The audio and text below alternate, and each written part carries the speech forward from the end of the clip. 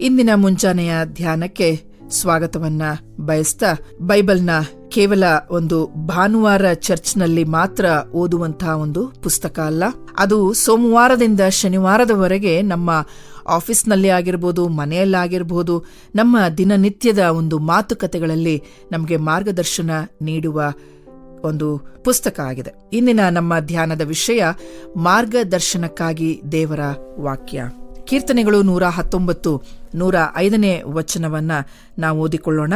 ನಿನ್ನ ವಾಕ್ಯವು ನನ್ನ ಕಾಲಿಗೆ ದೀಪವು, ನನ್ನ ದಾರಿಗೆ ಬೆಳಕು ಆಗಿದೆ. ಈ ಒಂದು ವಾಕ್ಯದ ಮೇಲೆ ಕೆಲವು ವಾಕ್ಯಗಳನ್ನು ನಾವು ಧ್ಯಾನ ಮಾಡಿಕೊಳ್ಳೋಣ. ಮೊದಲನೇ ಅಂಶ, ಮುಂದಿನ ಹೆಜ್ಜೆಗೆ ಮಾರ್ಗದರ್ಶನ. ಅಂದರೆ ಕಾಲಿಗೆ ದೀಪ ಯಾವುದದು? ಸ್ಟ್ರೀಟ್ ಲೈಟಾ ಅಥವಾ ನಾವು ಹಿಡಿದುಕೊಳ್ಳುವಂತ ಒಂದು ಟಾರ್ಚ್ ಅಲ್ಲ, ಅದು ದೇವರ ವಾಕ್ಯ. ದೇವರ ವಾಕ್ಯ ಸ್ಪಷ್ಟವಾಗಿ 105ನೇ ವಚನದಲ್ಲಿ ಹೇಳ್ತಾ ಇದೆ ಅಲ್ಲ, ನಿನ್ನ ವಾಕ್ಯವು ನನ್ನ ಕಾಲಿಗೆ ದೀಪವು, ನನ್ನ ದಾರಿಗೆ ಬೆಳಕು ಆಗಿದೆ. ಅಂದ್ರೆ ದೇವರ ವಾಕ್ಯ ನಮ್ಮ ಸಂಪೂರ್ಣ ಭವಿಷ್ಯವನ್ನ ಒಮ್ಮೆಲೆ ತೋರಿಸದಿರಬಹುದು, ಆದರೆ ಇಂದು ನಾವು ಇಡಬೇಕಾದ ಮುಂದಿನ ಹೆಜ್ಜೆಯನ್ನು ಸ್ಪಷ್ಟವಾಗಿ ಅದು ತೋರಿಸ್ತದೆ. ನಾವು ಕತ್ತಲೆಯಲ್ಲಿ ನಡೆಯುವಾಗ ನಮ್ಮ ಕೈನಲ್ಲಿ ಟಾರ್ಚನ್ನ ಹಿಡಿದುಕೊಂಡು ನಾವು ಹೋಗ್ತೇವೆ. ಆದರೆ ಆ ಟಾರ್ಚನ್ನ ಇಟ್ಕೊಂಡು ನೀವು ಊರೆಲ್ಲ ತೋರಿಸೋದಿಲ್ಲ ಅಲ್ವಾ? ಆ ಟಾರ್ಚ್ನ ಬೆಳಕು ನಮಗೆ ಊರು ಕಾಣೋದಿಲ್ಲ. ಅಲ್ಲಿರುವಂಥ ಒಂದು ಸ್ಪಷ್ಟವಾದಂಥ ಒಂದು ದಾರಿ ಮಾತ್ರ ನಮಗೆ ಕಾಣಿಸ್ತದೆ. ಅದು ಕೇವಲ ನಾವು ಇಡಬೇಕಾದಂಥ ಒಂದು ಮುಂದಿನ 2 3 ಹೆಜ್ಜೆಗಳನ್ನ ಮಾತ್ರ ಅದು ಬೆಳಕು ತೋರಿಸುವಂಥದ್ದಾಗಿರ್ತದೆ. ನಮ್ಮ ಜೀವನದಲ್ಲಿಯೂ ಅಷ್ಟೇ. ನಾಳೆ ಏನಾಗ್ತದೆ, ಮುಂದಿನ 10 ವರ್ಷಗಳ ಭವಿಷ್ಯ ಏನು ಎಂಬುದು ನಮಗೆ ತಿಳಿದಿರೋದಿಲ್ಲ. ಆದರೆ ಇಂದು ಆಫೀಸ್ನಲ್ಲಿ ನಾನು ಹೇಗೆ ನಡೆದುಕೊಳ್ಬೇಕು, ಇಂದು ನನ್ನ ಕುಟುಂಬದಲ್ಲಿ ಯಾವ ನಿರ್ಧಾರವನ್ನು ನಾನು ತೆಗೆದುಕೊಳ್ಳಬೇಕು ಎಂಬ ಮುಂದಿನ ಹೆಜ್ಜೆಗೆ ದೇವರ ವಾಕ್ಯವೇ ನಮಗೆ ಟಾರ್ಚ್ ಲೈಟ್ ಆಗಿ ಇದೆ. 2ನೇ ಅಂಶ, ನಮ್ಮ ಮಾತು ಮತ್ತು ನಡತೆಗೆ ಸ್ಪಷ್ಟತೆ, ಅಂದರೆ ದಾರಿಗೆ ಬೆಳಕು. ಮೊದಲನೇದಾಗಿ ನಾವು ಕಾಲಿಗೆ ದೀಪ, ಅದನ್ನು ನಾವು ನೋಡ್ಕೊಂಡ್ವಿ. 2ನೇ ಅಂಶ, ನಮ್ಮ ದಾರಿಗೆ ಬೆಳಕು.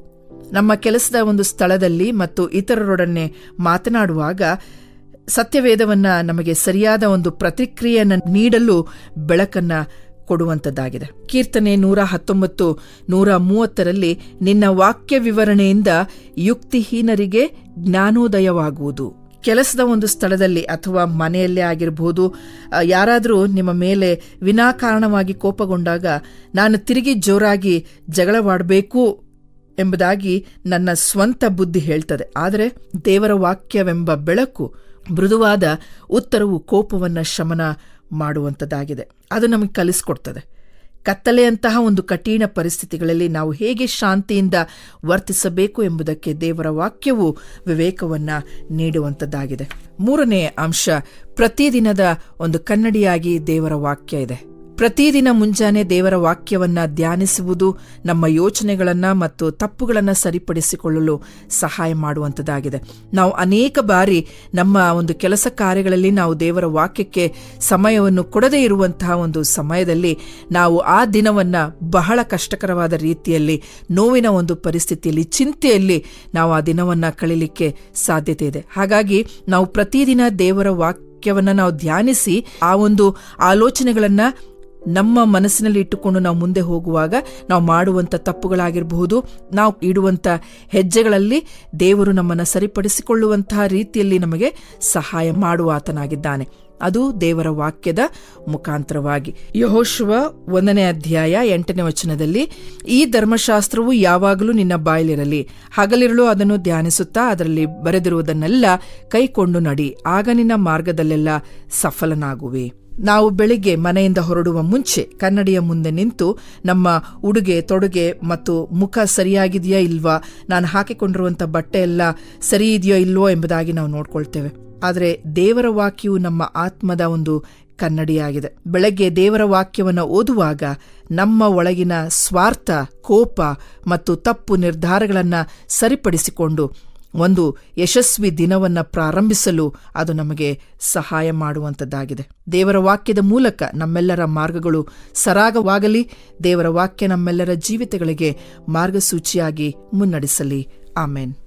ಈ ಕಾರ್ಯಕ್ರಮದ ಬಗ್ಗೆ ನಿಮ್ಮ ಅಭಿಪ್ರಾಯ, ಸಲಹೆಗಳು ಹಾಗೂ ಯಾವುದೇ ಪ್ರಾರ್ಥನಾ ಮನವಿಗಳಿದ್ದಲ್ಲಿ ನಮ್ಮ ದೂರವಾಣಿ ಸಂಖ್ಯೆಗೆ ನೀವು ಕರೆ ಮಾಡಬಹುದು. ನಮ್ಮ ದೂರವಾಣಿ ಸಂಖ್ಯೆ 9902606453. ನಿಮ್ಮ ಅಭಿಪ್ರಾಯಗಳನ್ನು ಇಮೇಲ್ ಮೂಲಕವೂ ನಮಗೆ ತಿಳಿಸಬಹುದು. ನಮ್ಮ ಇಮೇಲ್ ID info@fibaonline.org. ವಂದನೆಗಳು.